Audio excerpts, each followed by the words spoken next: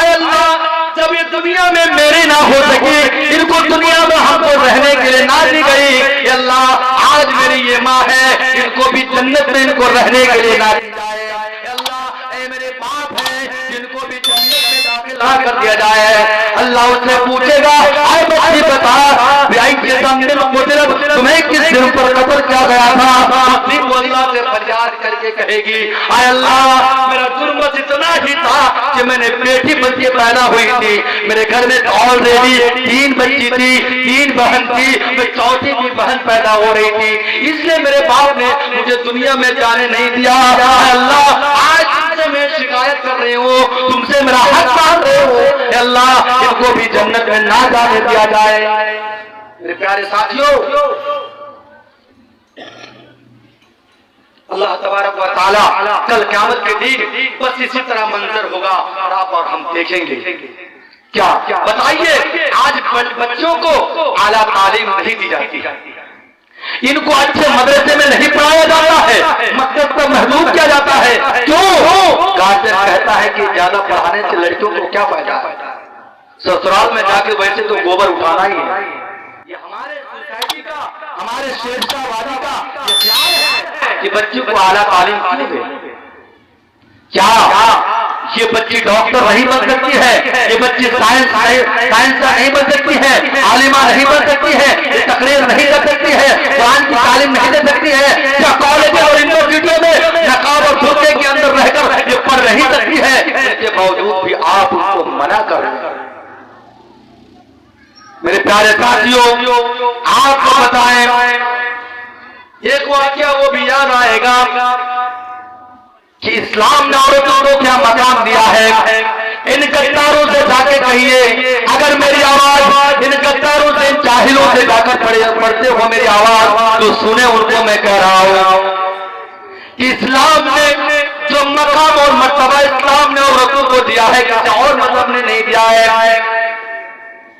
मैं राम और सीता का जब कहानी पढ़ता हूं तो उसमें भी बात आती है कि नहीं, लक्ष्मण की बात आती है कि नहीं, जब सीता और का हरण हुआ तो मैं उसमें भी देखा गया कि नहीं, सीता हिंदी रीडर के अंदर भी इसमें मौजूद है, कहानी के अंदर भी दिया गया है कि हिंदू धर्म में भी पढ़ता था और आज भी पढ़ता है, आज भी घूंघट मार के चल रही है।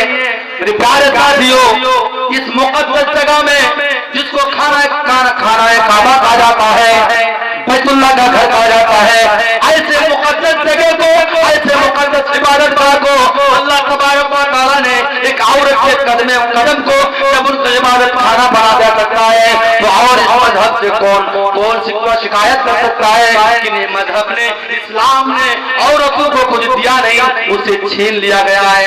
अब आपको बताएं, इसी औरत को, नक्शे कदम को अल्लाह तबारक व तआला ने इबादत का मियार बताया है और कबूल किया है। मेरे प्यारे साथियों, आज मैं आपको बता रहा हूं कि हजरत इब्राहिम अलैहिस्सलाम को जब भेजा गया तो उस वक्त अल्लाह तबारक व तआला ने इब्राहिम को अपनी बीवी को छोड़ने के लिए आने कहा गया कि जाओ अपनी बीवी को छोड़ के आ जाओ। जब उसकी बीवी को छोड़ के आते हैं, आया वो बयाबान जंगल में, तो उस वक्त इस्माइल अलैहिस्सलाम की मां पीछे से अपने शौहर की तमाम दामन पकड़ कर कहते हैं, आए मेरे शौहर किसके हवाले छोड़ के जा रहे हैं। आपको तौर से बता रहा हूं, पीछे मोड़ कर हजरत इब्राहिम नहीं देख रहे, और जब ये रे कह रहे इलाहा, आए मेरे हस्बैंड, आए मेरे शौहर, बताओ आप किसके हवाले छोड़ के जा रहे हैं। इब्राहिम अलैहिस्सलाम पीछे नहीं मोड़ रहे, गए अल्लाह के हवाले छोड़ रहे हैं, अल्लाह के सुपुर्द कर रहे हैं। जब इब्राहिम अलैहिस्सलाम आ जाते हैं और उस पर इस्माइल के खुराक कम हो जाते हैं, उनकी ग़िज़ा खत्म हो जाती है और उनके पिस्तान से दूध भी खत्म हो जाती है। इब्राहिम अलैहिस्सलाम के बेटे इस्माइल अलैहिस्सलाम भूख के लिए बिलबिला रहे हैं। उस वक्त क्या कर रहे हैं, देखो इस्माइल अलैहिस्सलाम की मां सफा से मरवा, मरवा से सफा की सही कर रहे हैं। और आज भी हाजी अगर हज करने के लिए जाते हैं तो सफा मरवा की सही लगाते हैं। जहां पे इब्राहिम अलैहिस्सलाम की बीबी जिस जगह पर उन्होंने कदम रखे उस जगह को इबादत का बना दिया। आए मुसलमानों, जरा उन गद्दारों को कह दो, ऐलान कर दो कि जिस मजहब ने, जिस शरीयत ने जिस औरत की, एक लड़की की, इस औरत की अगर नक्शे कदम को इबादत का घर बना दे, उससे अफजल और धर्म कौन हो सकता है, उससे अफजलियत और शरीयत कौन हो सकती है। ये मजहब सबसे अच्छा मजहब है। आदम अलैहिस्सलाम के बाएं पसली से पैदा किया है और बाएं पसली जो है टेढ़ी है, इसलिए औरतें टेढ़ी है, इसलिए अगर उसको सीधा करना चाहोगे तो टूट जाएगा, उसका टूटना तलाक है। इसलिए वो चलिए सुनते हैं फजीलतुल शेख जनाब मोहम्मद इस्माइल। और एक चीज और अपने दिल में बिठाई कि औरतों को अल्लाह के नबी सल्लल्लाहु अलैहि वसल्लम ने इतना मकाम दिया है कि अगर कोई आदमी की बेटी बेवा है या बाकरा है, सैयबा है, शादीशुदा है या बेगैर शादीशुदा है, उनके बावजूद भी अगर वो अपनी बेटी की निकाह कराना चाहता हो, अल्लाह के नबी फरमाते हैं ला तुस्तहुल अय्यामु हत्ता तुस्तामर। अगर किसी के घर में शादीशुदा बेवा अगर लड़की है, एक जगह से तलाक हो, ये दूसरी जगह उसकी शादी होने वाली है, अल्लाह के नबी फरमाते हैं तुम उससे पहले मशवरा क्या कर लो, उससे पहले पूछ लो कि शादी देना या नहीं, तुम उससे रजामंदी हो या नहीं, उसको एक्सेप्ट करती हो नहीं। अल्लाह के नबी शरीयत ने हुक्म दिए कि अल्लाह के नबी आने के बाद, इस्लाम आने के बाद ये हक रियायत की बेवाओं को भी उसका हक दिया जाए। और एक कहा गया है वला तुस्तहुल बिक्र हय्या हत्ता तुस्ताज़न। अगर कोई बाकरा है, कोई बेगैर शादीशुदा है, कुंवारी लड़की है, इन लड़कियों को तुम उससे पूछो। सहाबा ने अर्ज़ किया अल्लाह के रसूल ठीक है, शादीशुदा लड़कियों से तो उनकी मशवरा से समझ जाएंगे कि हाँ वो शादी में वो एक्सेप्ट करती है, लेकिन अल्लाह के रसूल एक बाकरा से, एक कुंवारी से कैसे उनका रजामंदी को हम समझे। कहते हैं कि उनकी रजामंदी यही होगी कि वो चुपचाप रहेंगे, वो बातें नहीं करेंगे, शर्म से वो चली जाएगी, वो बात नहीं करेगी, समझना कि ये शादी में राजी है। मेरे प्यारे साथियों, ये हक दिया गया है। मेरे प्यारे बहनों, मेरे प्यारे बेटियों, आज अपने हक को पाने के बावजूद भी निकाब में क्या क्या नहीं करते हो। निकाब ओढ़कर तुम फिल्म स्टोरी में जाते हो, निकाब ओढ़कर थिएटरों में घूमते हो, निकाब ओढ़कर तुम खतरा मेला घूमते हो, निकाब ओढ़कर तुम क्या क्या चीजों का इस्तेमाल करते हो। अल्लाह तुझे हिदायत दे दे। मेरे प्यारे साथियों, आज इन नकाबों को तुमने जिनका बेहरमती की है, अल्लाह तुम्हें माफ करे, अल्लाह तुम्हें हिदायत दे दे कि आज इन बुर्का को, आज हिजाब को आज तुम्हारे लिए किया गया है, लेकिन आज तुम इस हिजाब को उल्टे इस्तेमाल कर रही हो। अलग अलग जगह में अलग अलग खबरें आती हैं कि शेख फलाने बुर्के की हालत में ऐसी नौबत पेश आई है। मेरे प्यारे साथियों, कहने पर मजबूर आपको बताएं कि इतनी सारी चीजें बताने के बाद आपको एक बात कह दूं कि आज हमारी बेटियां, आज हमारे बहू, आज हमारी बीवी बेपर्दगी के साथ चल रही है। आज इनकी इज्जतों को तार तार किया जाता है। क्यों? क्योंकि आज इनके वालिदैन, इनके कातिल सही नहीं है, इनके कुछ सही नहीं है। आज देखिए बाकायदा अल्लाह तबारक व तआला ने इनको निकालने का एक जरिया, एक रास्ता बताया है कि तुम कैसे निकलोगे। तुम घर से निकलोगे तो कैसे निकलोगे। आज दिखाओ कि जो चीज आए औरतें मैं तुमसे कह रहा हूँ, आए मेरी माएँ, मेरी बहनें, मैं तुमसे खिताब करके कह रहा हूँ, पर्दनसीर माएँ, तुम नकाब नहीं करो, लगाओ क्रीम, लगाओ फेयर लवली, लगाओ अच्छे से अच्छे क्रीम लगाओ, पूरे अपने मुंह में चपेट लो, कोई मना नहीं करता है। लेकिन किसने चार दीवारी के अंदर अपने शौहर के सामने। लेकिन आज यही देखा जाता है कि बेचारे शौहर दिन भर थका मारा आता है, उनकी चेहरा देखकर उनको गालियां बकना शुरू कर देते हैं, उनको गालियां बकते हैं उनकी हालात और करतूतों को देखकर।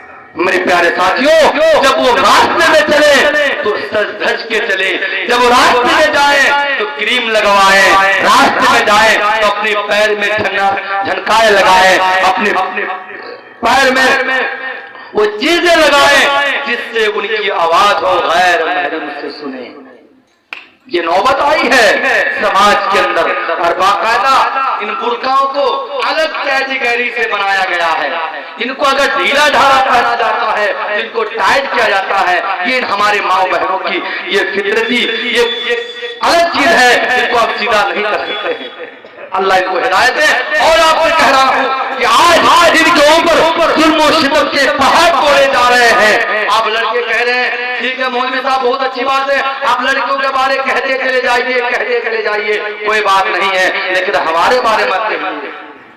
मेरे प्यारे साथियों, आज ज्यादातर अगर कोई लड़की, कोई खातून, कोई बहनें, कोई माए अगर ज्यादा परेशान है उन शोहरों को लेकर, जो शोहर अड्डाबाजी कर रहे हैं, जो शहर नशा पी के आए, जो शहर पूरी रात कटाए औरों के साथ जाके, इन शोहरों की शिकायत है समाज के अंदर। कितनों ऐसे तलाकें हुई है मेरे प्यारे साथियों।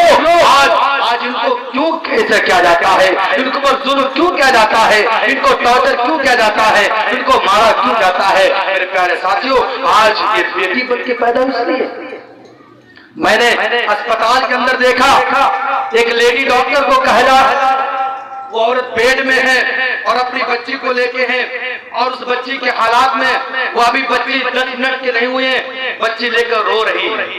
वो बच्ची लेकर रो रही है, उस वक्त वो अपनी बच्ची लेकर रो रही है और अपने डॉक्टर नर्स से कह रही है, ऐ बहन इस बच्ची को किसी को दिया जाए या तो मार दिया जाए। नर्स उसको कह रही है, क्या बात है, क्या माजरा है, तुम इस बच्ची को मारना चाहती हो, उनको दूसरों को देना चाहती हो। कहा मेरी बहन यही शिकायत है कि मेरे घर में ऑलरेडी 4 बच्ची है, मेरे शौहर ने ये मुझे फोन से कह दिया है, अभी मेरे शौहर दिल्ली में है, हरियाणा में, मुझे फोन से कह दिया है, आए मेरी बीवी अगर बच्ची भाई पैदा हुई, फिर से अगर बच्ची तुमने जनी तो तुमको तलाक दे दिया जाए, या तो अगर बच्ची पैदा हो तो तुम मेरा घर दोबारा लाना। क्या करें, कोई उसके वारिस वहां पे नहीं है। नर्स की आंख से आंसू आने लगे। तुम एक लेडी डॉक्टर हो, तुम कह रही हो कि तुम इस बच्चों को मार दो, क्या बात है, क्या मांग रहा है। कहा मेरी बहन मेरे साथ इतनी परेशानी और ज्यादती है कि अगर मैं इस बच्चे को ना मारूं, इस बच्चे को दोबारा घर लेके चले जाओ तो मेरे शौहर ने ऐलान कर दिया है, मेरे लिए बात कह दिया है कि तुमको तलाक दे दिया जाएगा। इतना मुझे मारा जाता है, मुझे टॉर्चर किया जाता है। ये 4 बच्ची जो देख रही हो, इस बेड पे अगल बगल जो बैठी हुई है, ये 4 बच्ची मेरी है, एक भी लड़का नहीं है। मेरे शौहर ने मुझे कह दिया अगर तुम दोबारा भी 4थी बार भी बच्ची जनी तो तुमको तलाक दे दिया जाएगा। मैं करूँ तो करूँ क्या। उस नर्स ये कह रही है अल्लाह क्या करे, क्या मांग रहा है। उनको क्या किया, उसी बेड के अंदर, उसी अस्पताल के अंदर किसी को लड़का किसी को लड़की चाहिए, उन्होंने उस लड़की को अपना ली और उस लड़का को उसको दे दिया। और जब उसको शौहर बाहर से आता है, उसको शौहर से फोन से कहता क्या बात है बताओ। कहा अल्हम्दुलिल्लाह बहुत ही खूबसूरत बच्चा पैदा हुआ है, लड़का पैदा हुआ है। उसने बारे खुशी के कह रहा है ठीक है, हकीकत तो बहुत दूर की बात है, मैं डीजे बजवाऊंगा, मैं गाना बजवाऊंगा, मैं क्या मैंने उन छोकरियों को लेके आऊंगा। यानी हमारे खुशी के मारे में इतने सारे जुमले बोल बैठते हैं। या औरत रो रही है। कहा अल्लाह यही कसूर है कि तुमने इस घर में बेटियां पैदा की हैं, अगर लड़के देते तो इनमें क्या होता। आज हमारे शौहर की इस जुल्म से हमें बर्दाश्त ना करना पड़ती। मेरे प्यारे साथियों, आज हमने अपनी बच्चियों को जिंदा दरबोर कर देते हैं, हम अपनी बच्चियों को पेट में अबॉर्शन करवा देते हैं, हम अपनी बच्चियों को इंजेक्शन के जरिए से मार देते हैं, पेट से साकित करवा देते हैं। कितना बड़ा जुर्म है, कितना बड़ा संगीन गुनाह है। हम कभी अपने सोच रहे हैं कि हम अपने हाथ से कितना बड़ा गुनाह कर रहे हैं। कल क़यामत के दिन इनको जब पूछा जाएगा कि तुम अपनी बच्चियों को जिंदा क्यों दरगोर हो, तो कल क़यामत के दिन हम क्या जवाब देंगे। मेरे प्यारे साथियों, इससे अल्लाह तबारक व तआला से या आप लोग अल्लाह तबारक व तआला से या आप लोग दुआ करें कि अल्लाह मैंने अपनी अपने ना जानने के बाद इतने सारे गुनाह किए हैं। अल्लाह तो गफूर रहीम है, अल्लाह तो माफ फरमा। मेरे प्यारे साथियों, बहुत सारे देर से मैं तकरीर कर रहे थे और अल्हम्दुलिल्लाह आप लोग बहुत इत्मीनान से और संजीदगी से साथ बैठे हुए हैं, लेकिन इस मजमे की हालात देखकर बहुत ही अफसोस और सदा अफसोस के साथ कहना पड़ता, अल्लाह ऐसे मजलिस को तू अल्लाह नूर से और रहमत से भर दे। अल्लाह ऐसे मजलिस को अल्लाह तू फरस्तू से भर दे। मेरे प्यारे साथियों, ऐसी जगहों में आपको कहे, ऐसी ही जगहों में रहमतें बरसती है। आप जैसे एक से बढ़कर आलिम आलिम के अंदर कुरान और हदीस की बात कही, अल्लाह तबारक व तआला तमाम आलिमों को बात सुनने से ज्यादा कहीं हम तमाम सामीईन को सुनने से ज्यादा अमल करने की तौफीक अता फरमा। आमीन। आमीन। हमने ज़माना जाहिलियत की जैसे हमने गुनाहें की, अल्लाह ना समझ पूछ कर अल्लाह इन गुनाहों को तू माफ फरमा। अल्लाह इन बच्चों को जो हमने नाहक कत्ल किए हैं, अल्लाह इनको तू माफ फरमा। अल्लाह इनको जन्नत